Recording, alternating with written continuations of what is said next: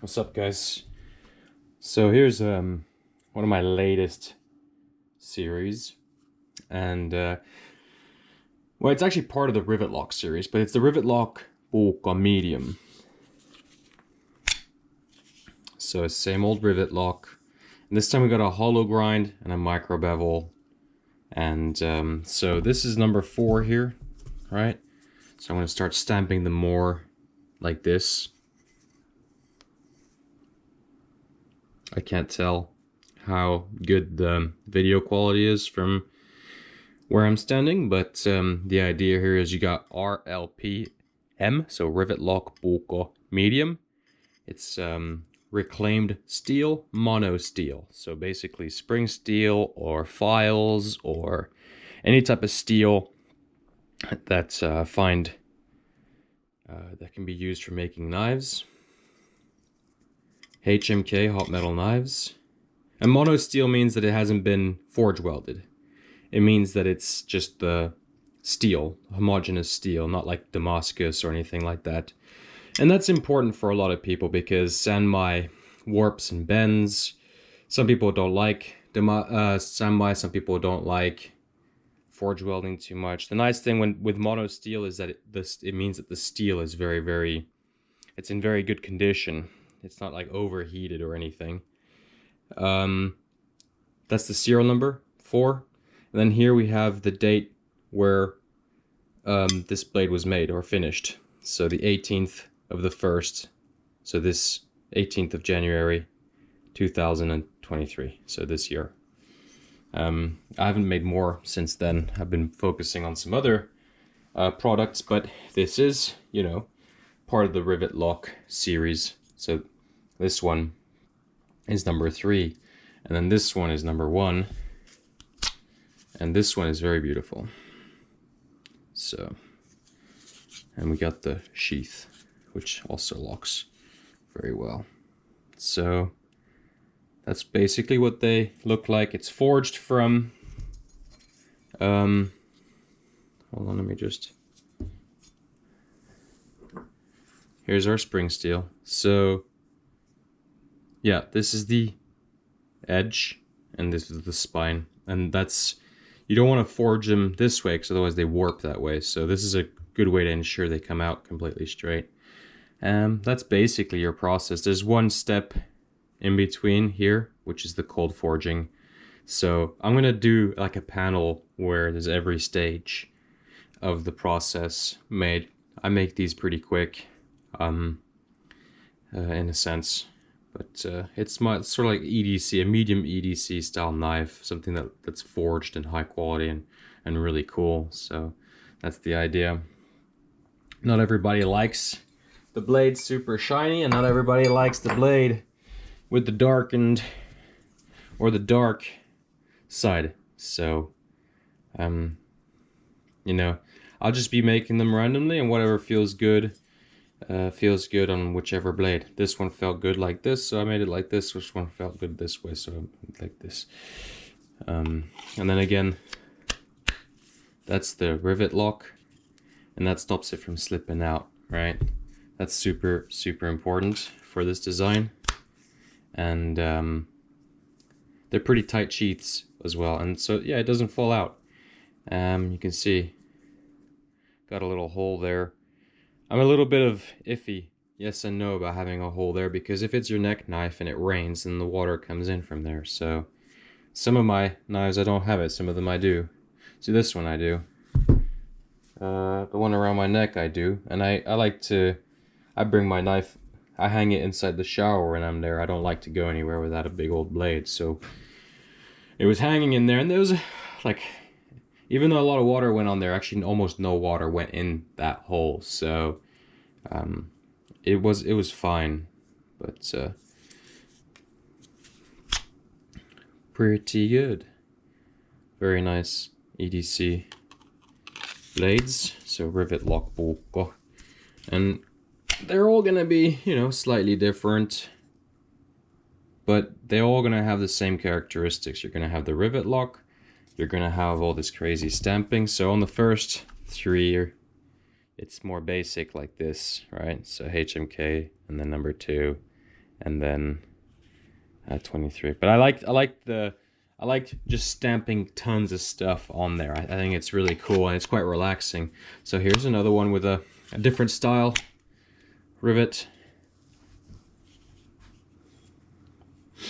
So yeah, again, they're all going to be slightly different, but they're all going to be made and processed in the exact same way. So the variations will just come from natural variations in the production process. So very, very good. And look, so this is one of the great benefits of this design that I don't understand why more people haven't figured this out. Now, I'm just going to go quickly grab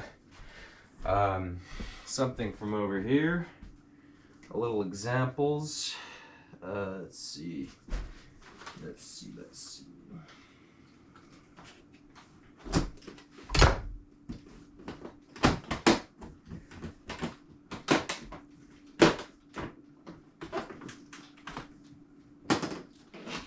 Oops, there we go. Let's see. So, without the rivet lock, this is what people generally do. All right, they got these sort of vulva-like lips here, right? And the idea is that it makes it easier to slip in. Really what it is just like a hot gun effect, right? So it just separates, and that's the way most people do it. Something like this, or this is very common. And I don't like this because it means that the sheath will always be the biggest element. So that's a lot of extra width for no reason whatsoever. This is a really cool number 35 Puuko. So, but yeah, that's the super old way of me making sheaths, and that's the way almost everybody does. I don't think anybody has like a rivet lock system, really. I mean, I've seen some production models, but yeah. So this is traditional. This is what most people do. They got the kydex go over the handle. I don't like that. I don't like that. I think this is much better, much more professional, much cleaner. And see, the trick is, right, what's nice is that I can make these. I can just continue making these, just a whole bunch, and have a stack of them. And when I'm bored, I can sit down here and wrap some handles on some of them. But they don't need like handles. Like, they don't need it wrapped, you know. I was thinking I'd drill a couple holes so that if you wanted to, you could put your own scales on there. That's kind of like the idea that I've had with this recent product, right? So the 3 holes. So if you want to do paracord, you got this hole that allows you to do all your string work, and then you got 3 holes if you want to put some scale. And so I think with this I could actually do that as well. For example, you see here, there's so much really fun gibberish, but there's enough, you know, this, where those 2 dots are and where those 2 dots are, I could replace those with holes instead, right? And then if you want to, this is really cool. This is still medium. It's the same chunk of metal. It was just stretched out a little bit more. It's a little thinner. But I like this length. It felt really nice. So, yeah. So I think maybe in the future I'll add a couple holes. The holes, you know, they do add some utility. So, and this would be one with a handle. So if you didn't want, you know, scales, it doesn't matter. You just put a wrap on it. And I do recommend putting some hockey tape underneath. I haven't actually done that, but see. So they're all going to be slightly different, and they're EDC shank blades that are just really nicely forged. I'll make some videos of the process of making it, but you know, I'm alone out here. It's pretty difficult to get some action shots in when I don't have like camera aid and professional camera equipment. So, but anybody who's seen forging will understand, you know, what's going on here. And it's the way it's forged is that this is first straightened out, and then I taper the handle. So from here to there, it's all tapered. And then from here to there on the edge, it's exactly its consistent thickness. You might not see it here. And then on the spine, I'll have maybe a small taper. It depends. You got to be careful, because if the blade starts to have too much of a taper, if the taper on the spine goes too close to the tip, then you're gonna have your grind is not going to be clean. The grind is going to want to end later. So it's very important when you're grinding Scandi grinds or when you're scanning these hollow grinds. If you want something that's very clean, keep the thickness on your edge from the choil all the way to the tip the exact same. You can put a taper if you want in the spine, just end the taper here or something. So yeah, very, very cool. And I'll make more updated videos on this particular knife, of course, later in the future. It's spring steel, tough, you know, there isn't much more you can ask from that kind of stuff. Those knives right now, I think they can sell at 60 euros each. They'll be going up in price, of course, as time goes on, because they are forged. Each one is specifically made one at a time. So but I think it's a good starting price for now. I think the reasonable range for a knife like this, mind you, these handles, they're not like fully finished, but for a blade like this, I think I wouldn't be surprised if these went for $80-90 each. Again, they're forged and people don't know my name. If I was very popular and everybody was buying my knives, I don't know how expensive these would be. And if they were made of 115 CR V3, or one of those kind of kitchen knife steels, I think I could charge 160 something euros. So it's one of these funny products where it's like, yeah, the entire price range makes sense, right? It makes sense from 60, it makes sense from 80, it makes sense at 150. The whole thing, it makes sense at all these price ranges. So I'm just gonna start low and go up. And the thing is, this is what the older Rivet lock Puukos. This is one that had a really tall grind that was slightly thinner than the others. This one is number 128. So this was, you know, is that a little burr or maybe just some dirt? Yeah, it's just a little dirt. And so, you know, just a basic little pocket knife. You see, you don't even really need a handle on there. And look how thin that is. Slips right in the pocket. You can have it around your neck. This is so thin that it doesn't protrude from under a t-shirt. So that's, you know, kind of the benefit of these Rivet lock Puukos is that they are predominantly sort of stealthy. It's a high quality and elegant profile blade that can easily be slipped between layers of clothing or in bags and stuff like that. We're not going for bulky, we're not going for all these different extra random clips. We're going for a blade that's very easy to carry, very handy to have around, and very safe to have locked into the sheath. So it's a really clever, very cool little locking system there. And so in the near future, right, I'm going to be experimenting maybe from serial number 10 to 20 or something. I'm going to put a sharp clip point on some of these. So I'm going to do the exact same thing as this, but then here at the tip, it's going to be a sharpened clip point. And that's nice because it is really nice to have a sharpened clip point. I think those will be definitely more expensive because it is quite difficult to do a clip point, but that'll be in the near future. I got to forge more of these, but anyway, that's, you know, those are the Rivet lock Puukos, you know, small and medium. Large hasn't really been made. I've had some fun. Like, actually, what's funny is I've had like multiple different variations of the Rivet lock Puuko medium, but this to me felt the best, this design. So I'm gonna stick with this concept. I'm not gonna do these 2-layer sheets unless somebody asks custom, because they actually consume a lot of materials. So the first few, like this one, this is number 1, and this one is yeah, you can see I even have the original brass. I use iron now. So, yeah, just EDC, polished, spring steel blade. You know, won't let you down. So, I'm gonna also be bringing the tips up more. So not only am I gonna have clip points, but I think I'm gonna try and bring the tips up as much. So, I like them shiny. I also like them, you know, the other way. It'd be fun to make them out of stainless at some point, but you know, with that, they would cost significantly more if that was the case. This is a random little Puuko that I made as a prototype. I like this side was a bit messy.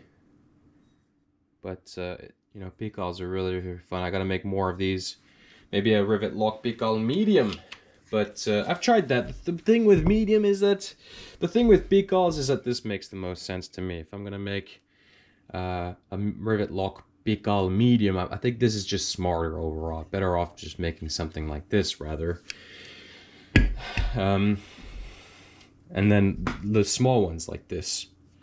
So, and this is a sort of a classic Puuko style blade from a customer.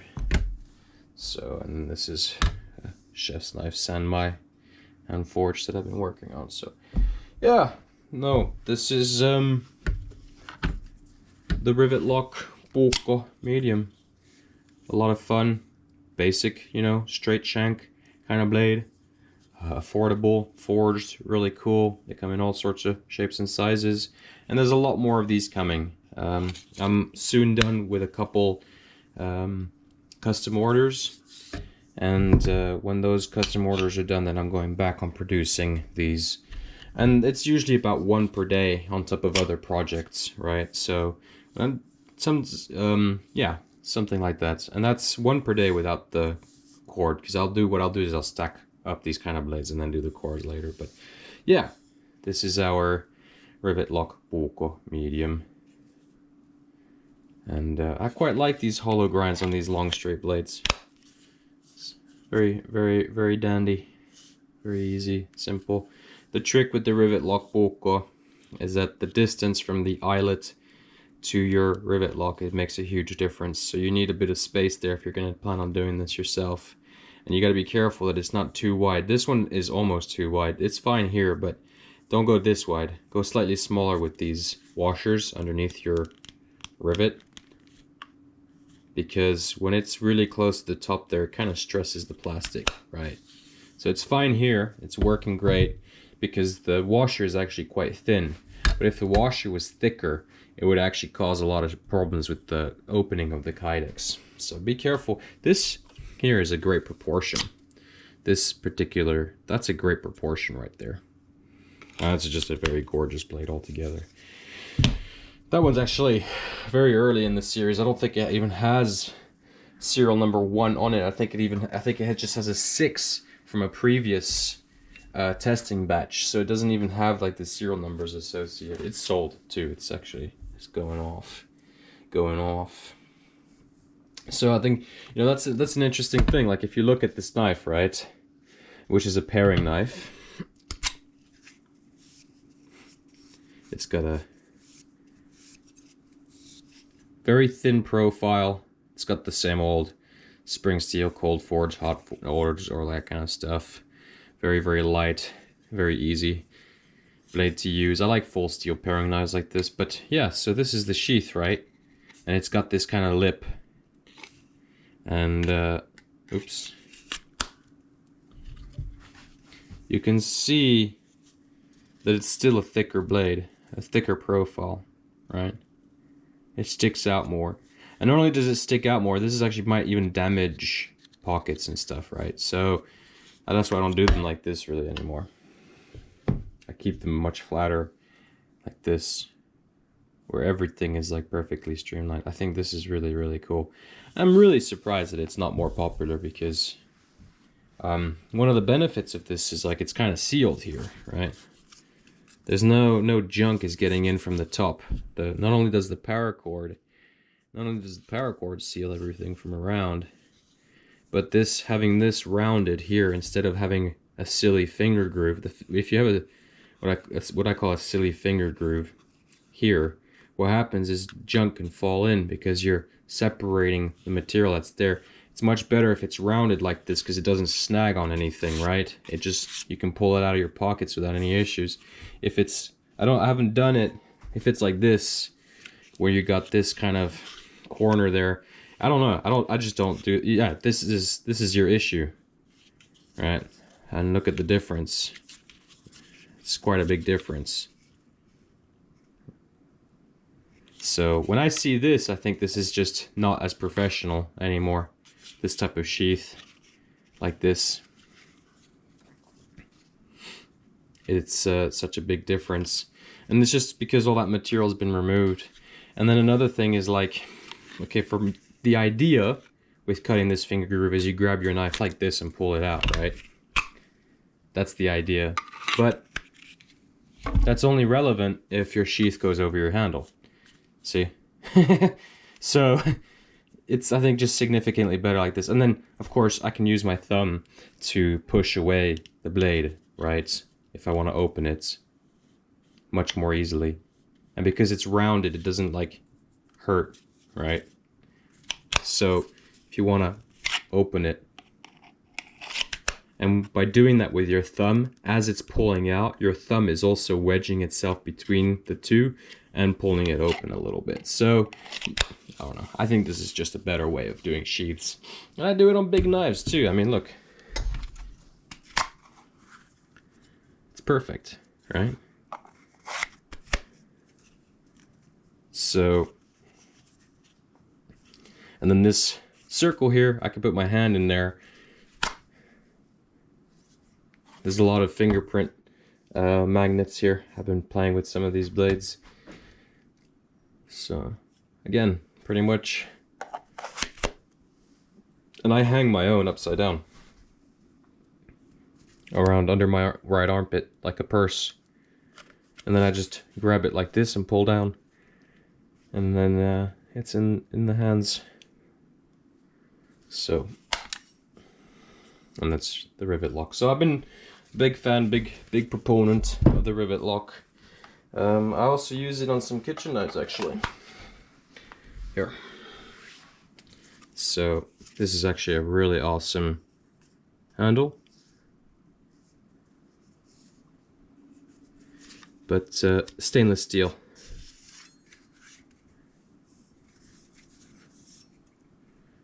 And that's got a really nice rivet lock right there. And the nice thing with this rivet lock is that it kind of it stiffens this area a lot.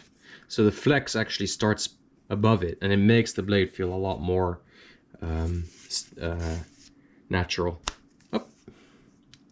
See, now you don't have to worry about it popping off.